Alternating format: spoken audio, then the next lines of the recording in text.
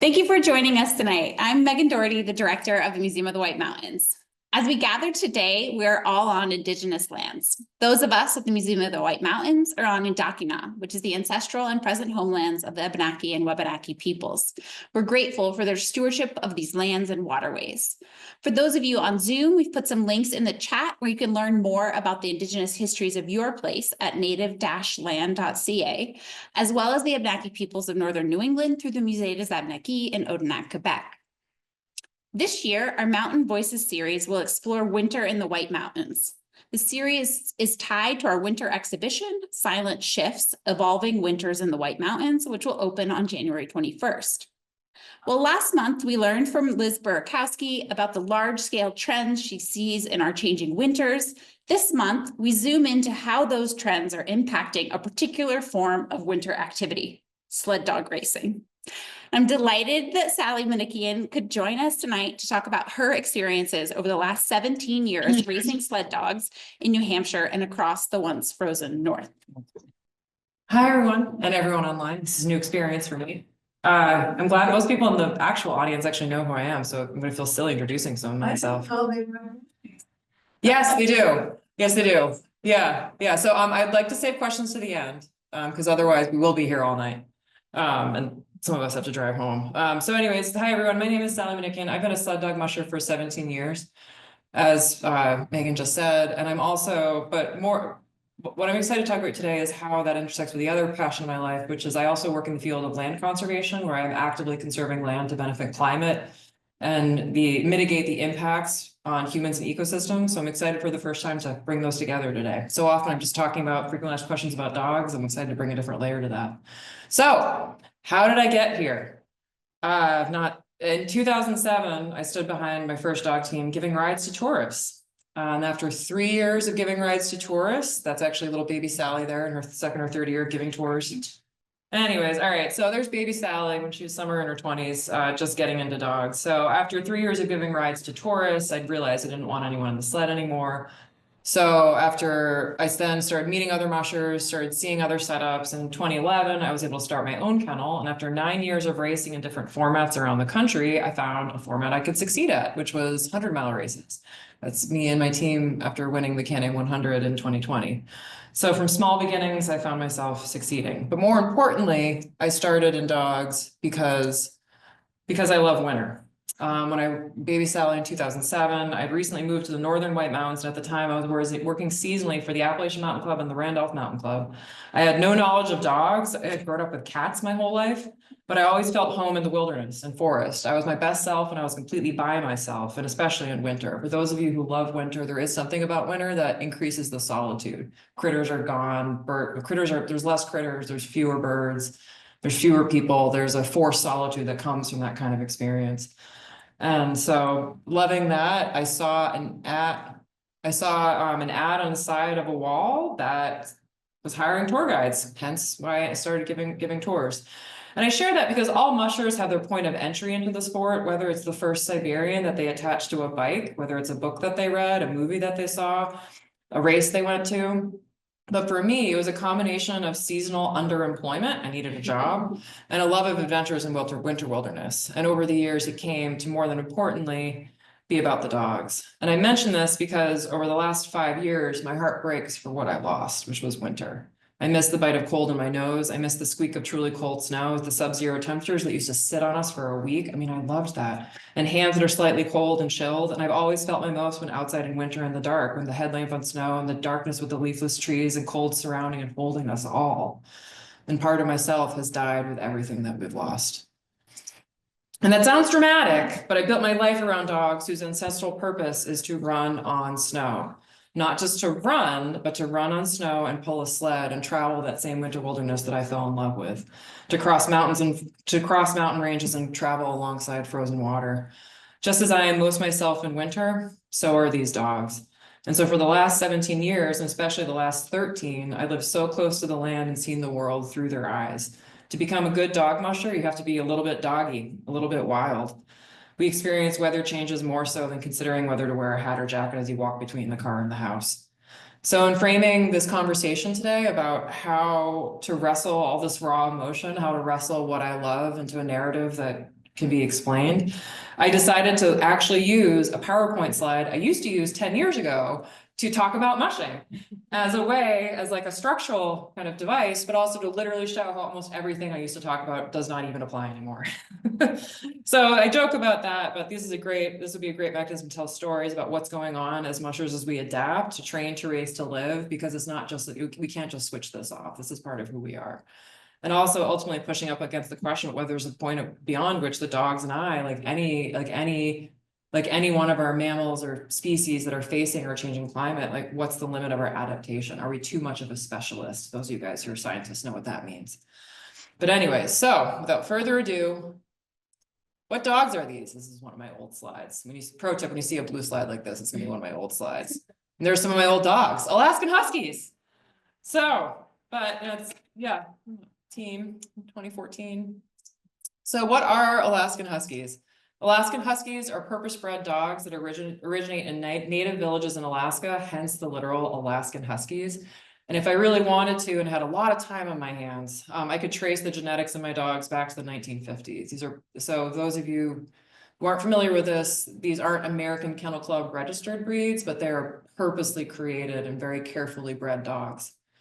And I like to explain the origin of these dogs, and the origin of the fast racing dogs that populate top Alaskan teams today are with the native villages that started by pooling their working dogs to send one musher with the best of that village to competitive races in Alaska, like the Open North American. And these are the dogs that then the distance mushers turned to in the launch of the famous Iditarod, maybe 30, 40 years later. That's where those teams were built from. So I'd like to give those indigenous mushers their recognition for the birth of modern racing huskies and the very genetics I rely on today.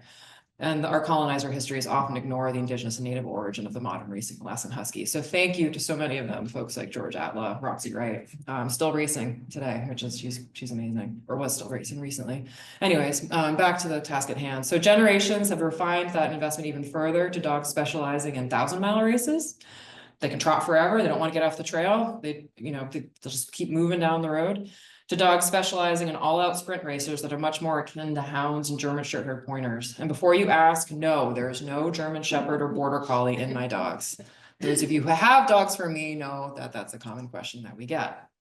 So since 2018, I've been breeding and racing my own dogs. First, I bred for the purposes of 250-mile races. Endless eaters, tough heads, thick muscled bodies. Then I bred for the purposes of what I do now, which is 100-mile races, which is sort of a combination between distance and speed. So I look for dogs that can go fast over long distances and recover quickly.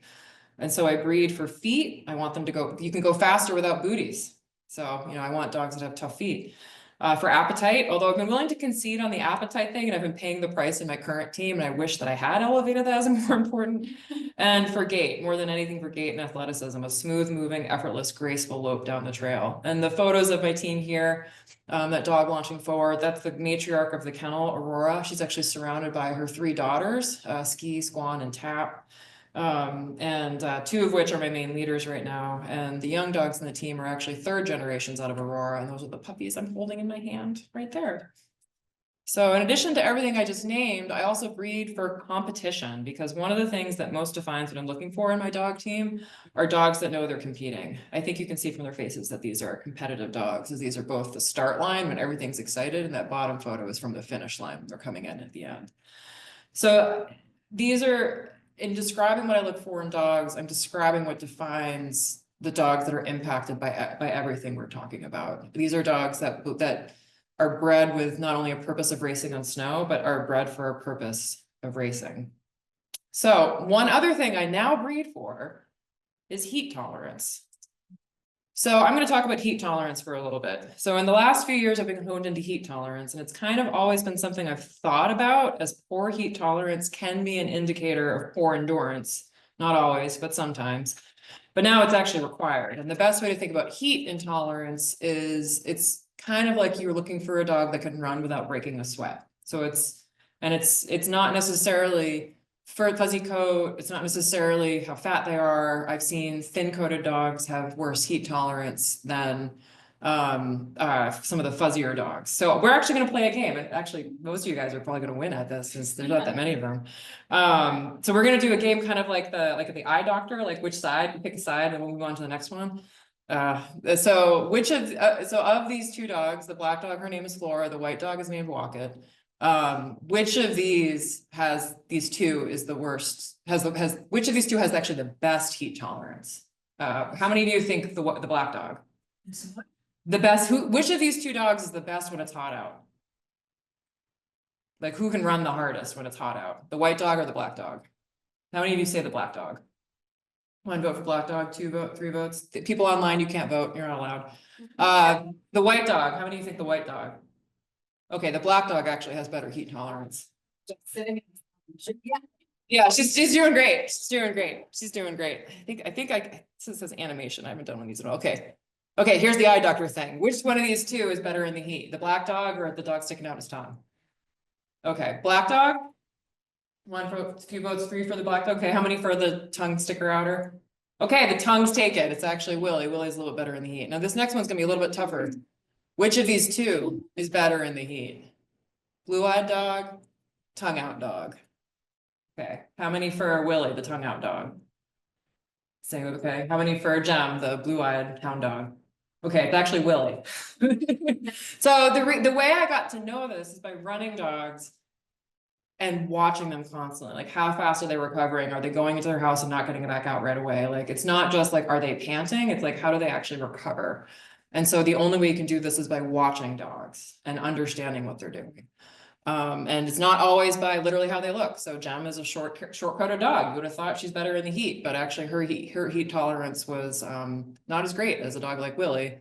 And anyways, yeah. So just a little fun game. Yeah. So we'll get back to, we'll talk about walking when it gets real hot later. Here's one of my old slides. Where do they live?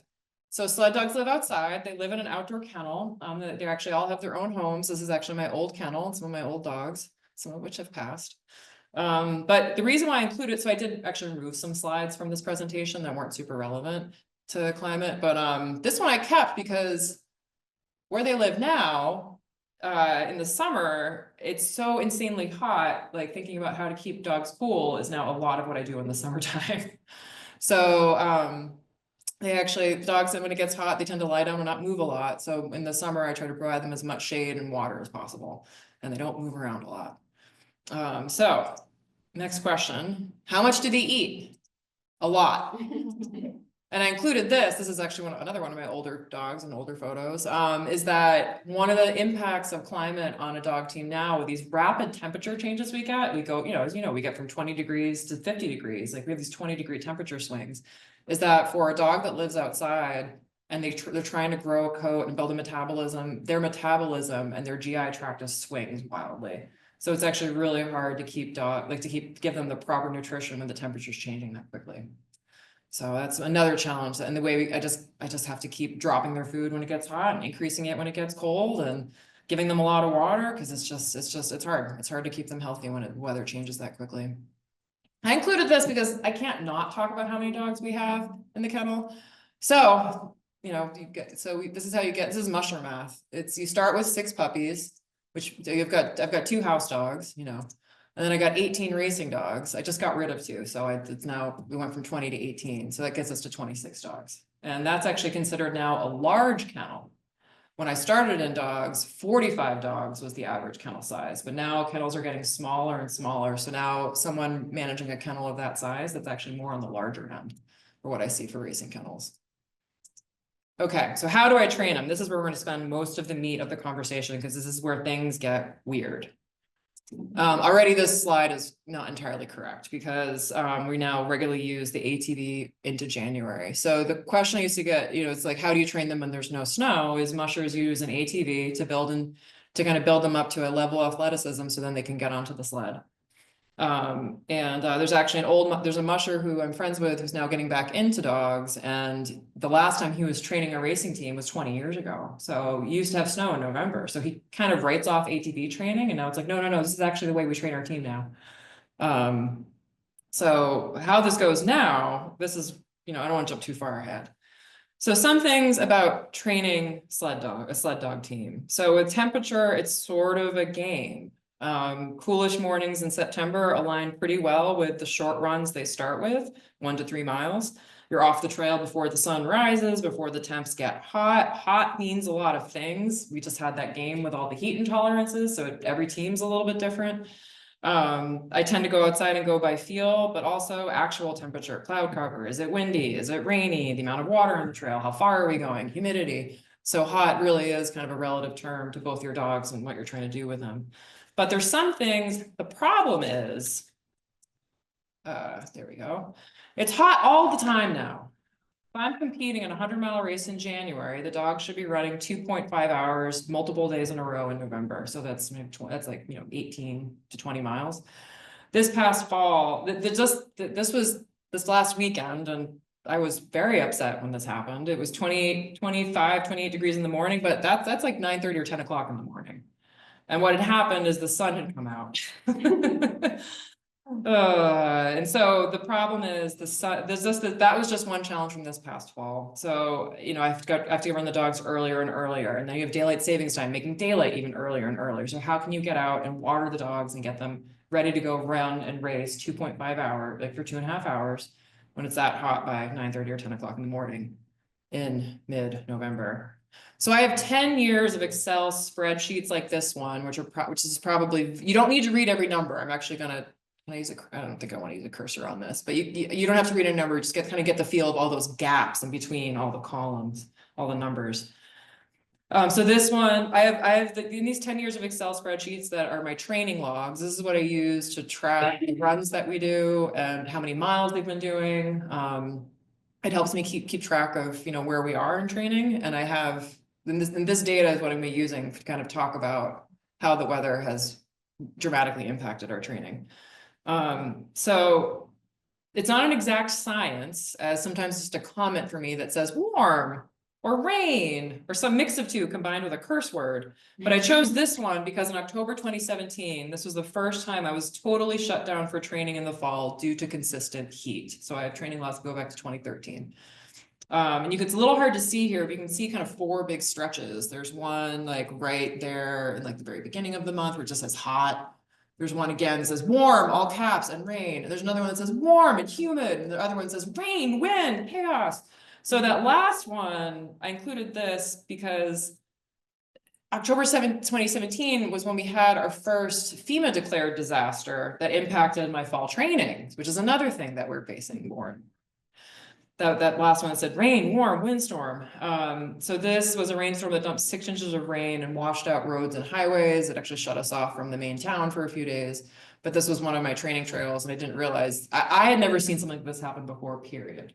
And then when I pulled up with my truck and just saw that the ground was gone, I was like, how did this? And like, I just let dogs loose, and I was like, what is even? Like, I couldn't even fathom what was going on at the time. The dogs didn't care. They were great, but so I had to adapt to find a different training trail. The same thing happened again in December 2022 and catastrophically region-wide in December 2023. I heard Plymouth, the highway was underwater practically. Because in December of 2023, the rain that we got, which was 6 to 7 inches, it fell on 2 feet of snow, which rushed down the sides of mountains with nothing less than hurricane velocity. It completely wiped out 7 miles of my local highway, which is the road I used to travel between my home and Shelburne and where my kennel is. And it was shut down for a month. And so these high rain events wipe out the woods roads that I use for training, which is what one of these are, which is also the snowmobile and ATV clubs. And these private roads, there's no, these are the trail. Fortunately, there's a local excavating company that's a huge supporter of the motorized clubs, and so they were able to literally fix multiple holes like this to get it ready for snowmobile season, which was pretty incredible. So if it's not the problem is, so if it's not warm or rain or washouts, it's ice. So it was 4 years into training with an ATV. So I'm like infused into that I got my first pair of tire chains for my ATV. And I used it initially when we would have snow in November. That was not enough to use a sled, but enough where I was starting to lose control of the ATV. So I would put the chains on when we got snow, have more control, and then the next snowstorm I'd be on a sled. 2 years ago, I got a second set of chains because I found myself training dogs in icier and icier conditions for weeks at a time. The photos here were following the 2023 FEMA disaster and a second rainstorm that came just the week after, turning all that snow we had gotten into ice that we sort of found traction on in the end. Although just barely, as I'm running an 8-dog, so usually in ATV, I'm running a 10 to 12 dog team, and in both of these photos, I'm running an 8-dog team, because I basically had no control, and if the dogs had any force on my ATV, we would just get pulled right off the trail. So that's a small enough team that I felt like I wasn't gonna get yanked around, and I think it was all 4 tires and chains, and the ATV was in 4-wheel drive. And this ice is created, as you probably can imagine, by rain falling on snow and then hard freezing. And just as we've seen it, we see it on roads, you see it on highways, but that's sort of, and then what used to happen is this only happened for a few weeks, or no, a few weeks, a few days, and then it would snow again. No, this is now like the entire month of December. And you just have to keep running. You just have to keep running. So another training log example is December 2019. Again, you see a lot of gaps with rain impacts. There are 3 rainstorms here. There's one. So anytime you see a big gap with no numbers, that was when we were completely shut down due to rain in December. The trails were completely evaporated. One thing I will mention as an adaptation, which I didn't have time to put together like an actual spreadsheet, an actual like graph around, is starting in 2018, I started leaving the country to drive 7 hours north to find snow in northern Quebec. And that's what I did here in that month. So there's like a few little runs in the middle, and I left and actually drove 7 hours north to a place north of Montreal, north of the river, to train with mushers there. And I meant in the last year, we got snow before they did. They didn't get snow until mid-January. I didn't visit them at all. The year before, they didn't get snow until mid-January, whereas before I used to go up there in early December. So anyways, so let's recount. Trails can be wiped out, but you adapt. You do a bunch of loops to get miles in. You try to, find somewhere else to go. Heat comes in waves throughout the entire fall. You adapt. You run your dogs less. You run them really early in the morning. You enter shorter race categories, which is another reason why I like 100-mile races, because you can't ever go that long, that far. Snow turns to ice for weeks at a time. Adapt. Traveling 8 hours north to Quebec to find snow with friends. We now even get it later and later. Learn how to drive a dog team on pure ice. You can do it. Chains on all 4 tires, 4-wheel drive. You're good. Enter another hole in the training log. You adapt. Drop to the shorter race format because the dogs aren't athletically mild up endurance-wise to compete in your chosen race category. Drop out of a race. Done that before. These little things individually just look like a lot of adaptations, but once you zoom out, the reality starts to add up more. So here's my big wow data graph. I'm not a scientist, so nor can I use Excel really well. So please ignore the vertical side, because that's the best I could do to get this to work. You have no idea how hard I had to get to have years on the bottom.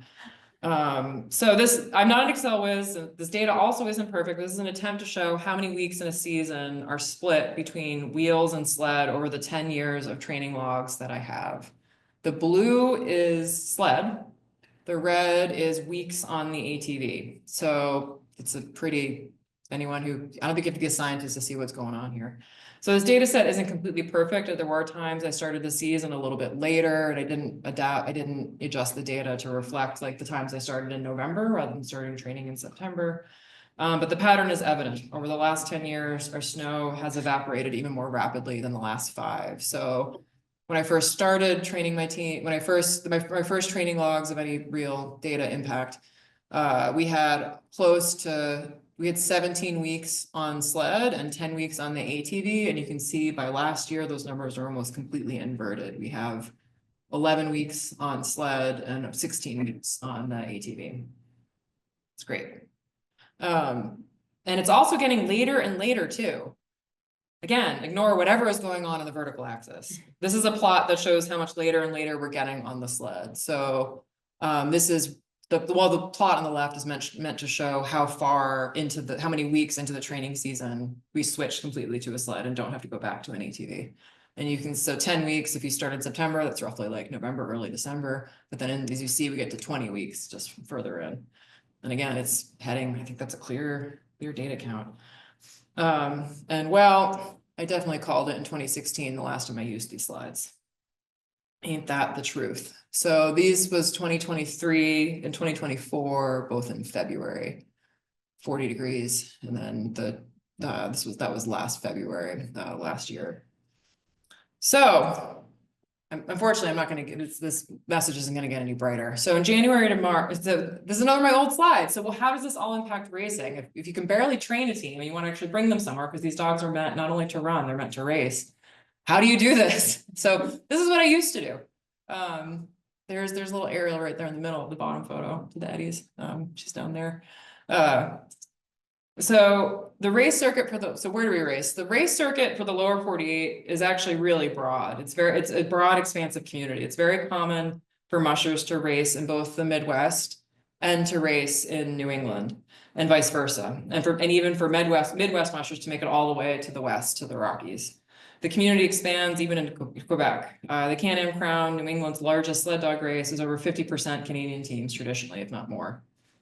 But I want to, for those of you who haven't been to a dog sled race, it's important to understand what a sled dog race really represents. For me, of course, it represents a chance to show up with my dog team and compete and see how our training does and like how we're doing from year to year.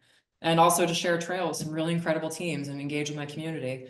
But also this race represents hundreds and hundreds of volunteers. For the 20 or 30 dog teams that may show up to a race, there are like tens of thousands. There's probably, I think for a longer race like the UP, I think their volunteer count is 400 people for the 20 dog teams that show up. So the work that goes into these races, it goes in year round between volunteer coordination, landowner permissions, organizing vet teams, arranging supplies for checkpoints, organizing downtown starts, the permitting that must require to pull that off.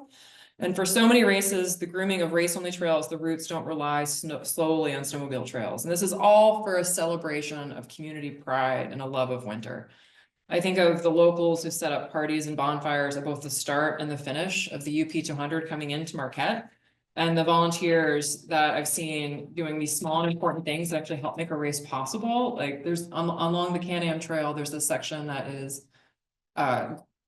dog team trail only, and there's just one little snowmobile track, and they have to readjust they have to set the race markers at the later in the day just because of how they have the race set up. So ahead of the teams, this one little guy goes on a snowmobile and walks out and like sets the markers. And I always see his little footprints, like stepping off of his machine and setting the marker, driving down, stepping off his machine. So there's, for him, that's his job. That's his way he gives back. And there's volunteers who set up canvas wall tents and cook up biscuits and bacon for bear grease mushers at the third checkpoint. And there's that, yeah. And I've seen their marks all along these races, and that's what makes it possible. So these events are so much bigger than just a dog race.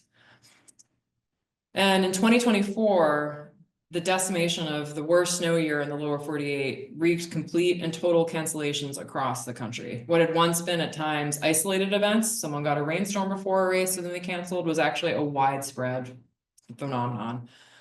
The Midwest, when I say the Midwest, that's, Michigan, Minnesota, Wisconsin, it's cold, they get a lot of snow there. Last year, all of the races were canceled, excepting, I think they pulled off one little 4-mile sprint race. I think, if I remember correctly. And then meanwhile, out west, the Rocky Mountain Triple Crown, 3 races hosted in Idaho, Montana, and Oregon, the Eagle Carp Extreme, were all 3 completely canceled. And the Mountain West hosted 4 races: the Warm Lake Stage Race, which was a version of the Idaho Sled Dog Challenge, the Pedigree Stage Stop, and 2 races in West Yellowstone.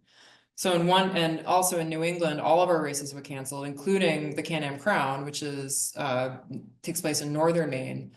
And that was the first time the Can-Am Crown had canceled in its entire history. And I included that bit. It even made the New York Times, and that's my team. I had to put that in. So exactly 6 races took place across the entirety of the lower 48 last year. And usually, I mean, there's a few more than that. New England hosted exactly 1 race, the Wilderness Race. Some of us came to it. And it took place in 40-degree temperatures the second weekend in February. And those are my teams. That's myself on the left, and that's Brianna, who has trained and raced a second team with the kennel for the last few years. This was the race in which I realized the degree of our boy Heat Walkett, doing a call back to Walkett at the top of the hour. This was when I realized how heat intolerant, the degree of issues he had with the heat, because he raced well. This is coming into the finish. He's the white dog in the back, all 4 feet off the ground, like he's looking good.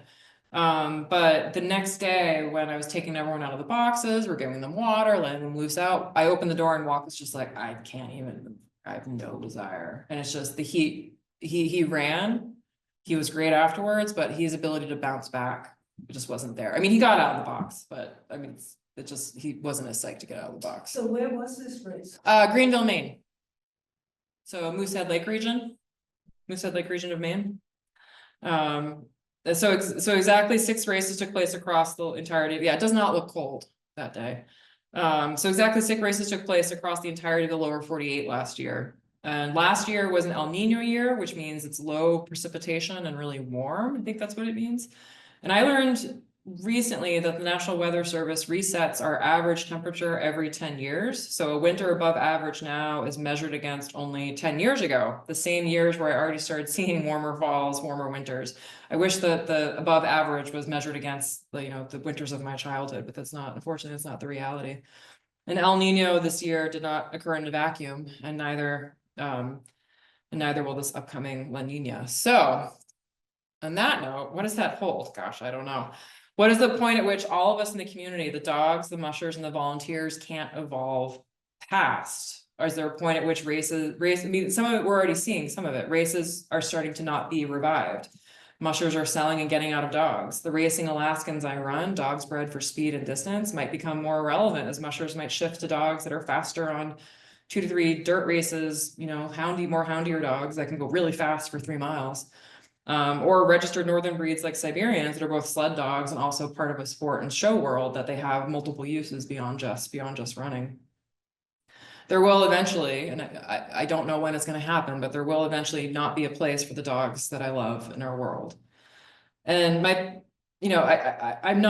passion for my dogs and it doesn't actually blind myself to the reality of what's happening around us. And there is a point at which I will say, as others have before me, that passion isn't enough to keep us going, to keep the investment in time and resources and supporting these beloved dogs and racing these incredible trails. The time for me has not come yet, but I suspect it will. I suspect and I know that it will come. And it may not be that far away in dog year. Well, dog years are a little bit different than human years, but in the meantime, it's when you have, I always start my season like this. And as I fight against the heat, I'm always like, why am I doing this? But then I come off of the race trail after, seeing these dogs perform, and I'm like, I see no other way but forward.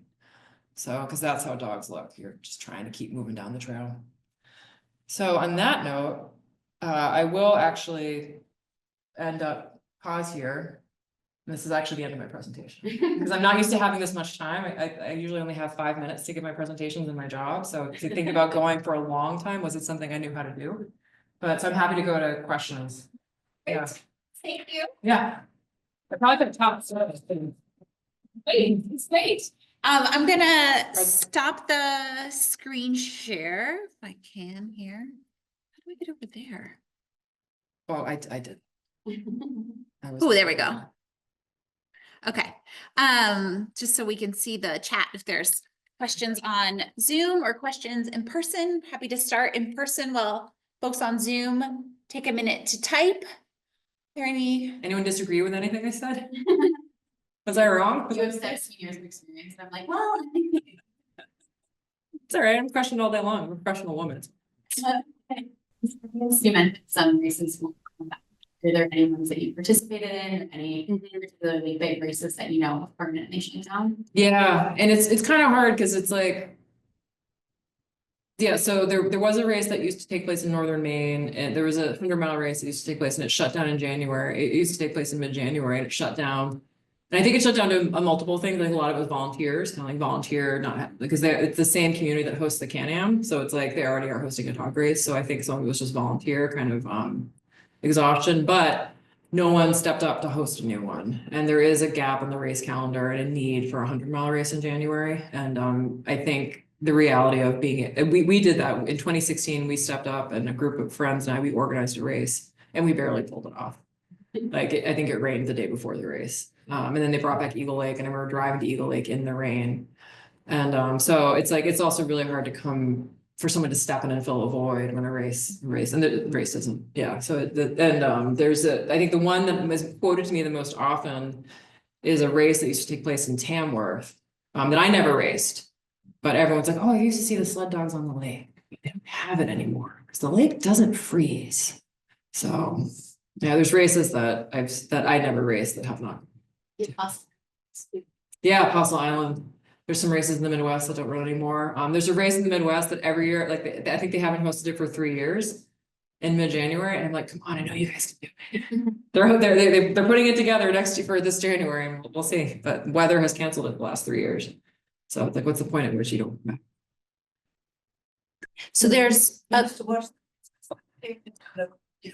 Oh, someone asked about yeah, it. so Marcia asked it. No, they still, they say they're gonna host it every year. I haven't seen it, the date posted for this year yet, but they scheduled it last year. But it has been weather related, Yeah, they moved it out of the downtown, yeah. Yeah, it's hard to truck the snow in downtown. So it's not completely gone, but it is that race. I don't know the data on how, I think that race has only run 2 or 3 times in the last 7 or 8 years. I don't know the data, don't quote me on that, but that's one that challenges to put the trail in, especially for multiple days. So the last time that race ran, I actually ran it. And the 3rd day was canceled because of, it actually was really warm and then it plummeted and everything was just ice. Yeah. RIP. Well, so I think Laconia will come back. There's a bunch of really dedicated folks putting that together. So. sorry, I didn't repeat the question. It was about and maybe you picked it up, the sort of the data in the COVID years and whether it was. No, can we go back to that slide? Yeah. Oh, you know what?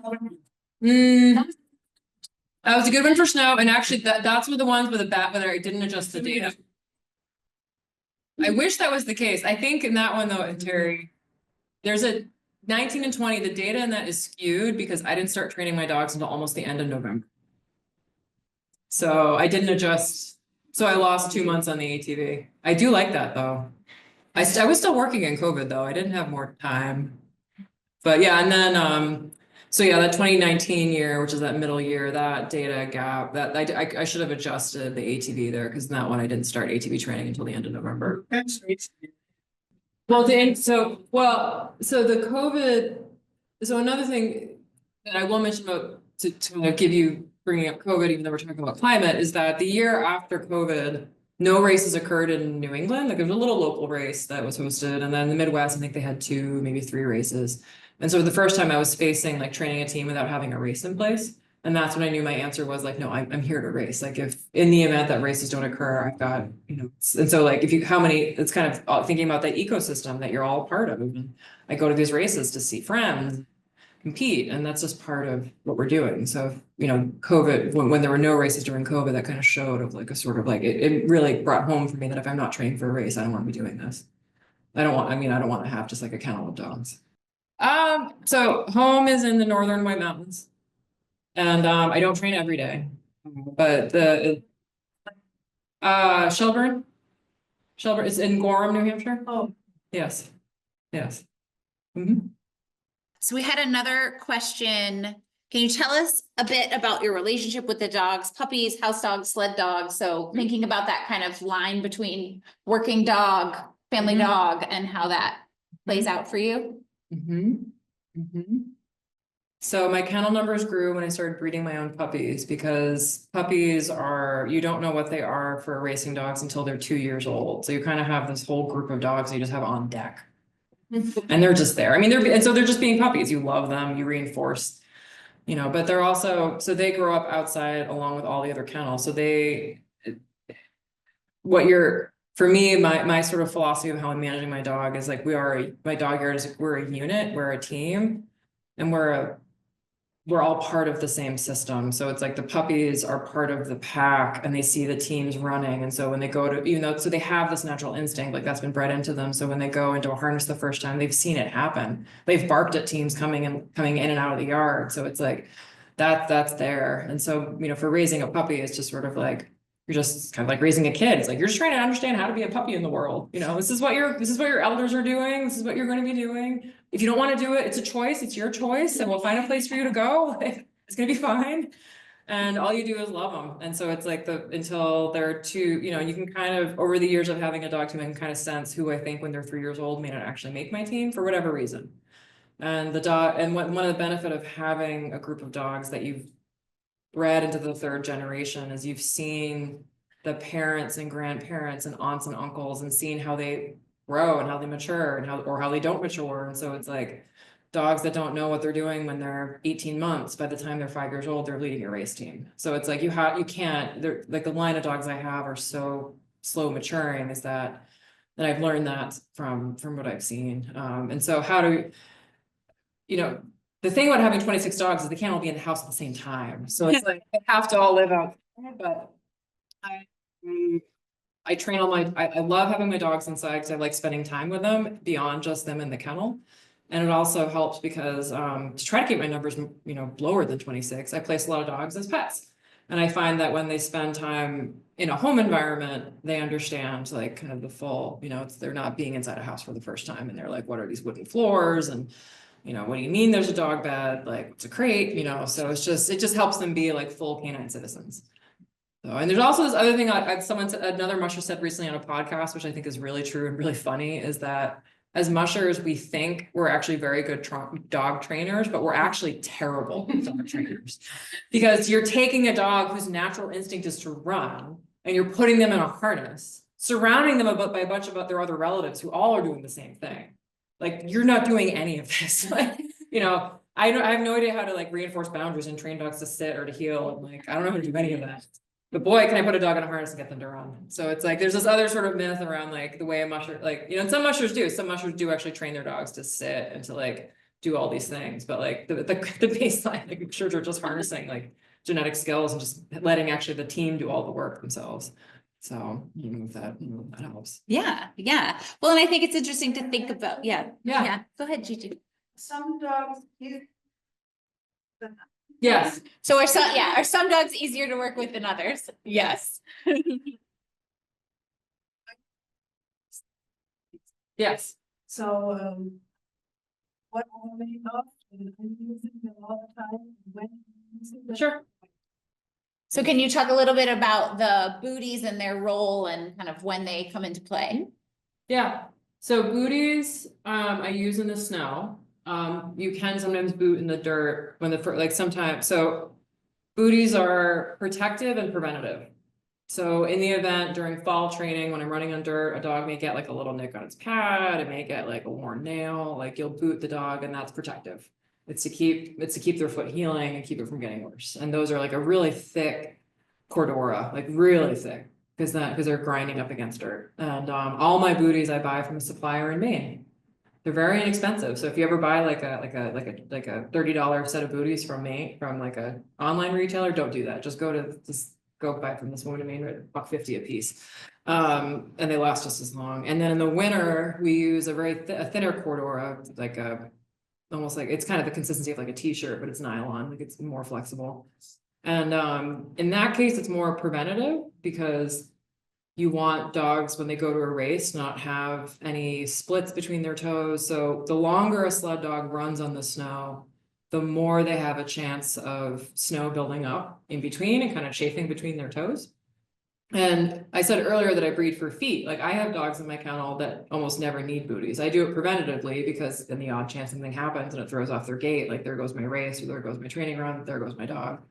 But I have dogs that could run hundreds of miles in certain conditions without booties because their feet are just that tough. I have some dog, and the dogs I have in my kennel are now, with the exception of one dog, Willie Jr., he has terrible feet. He has to wear booties every time he leaves the kennel. Every time he leaves, except in the fall, but in the snow. And so it's like, you also have to know like and when his feet start getting like, he starts getting snowballs inside and he gets little splits in between his toes and then he just doesn't want to run fast anymore. So, but give him booties and he's doing good. Adding booties to a racing team supposedly will slow them down by 1/2 to a mile per hour. So if you're racing for speed, booties will slow you right down.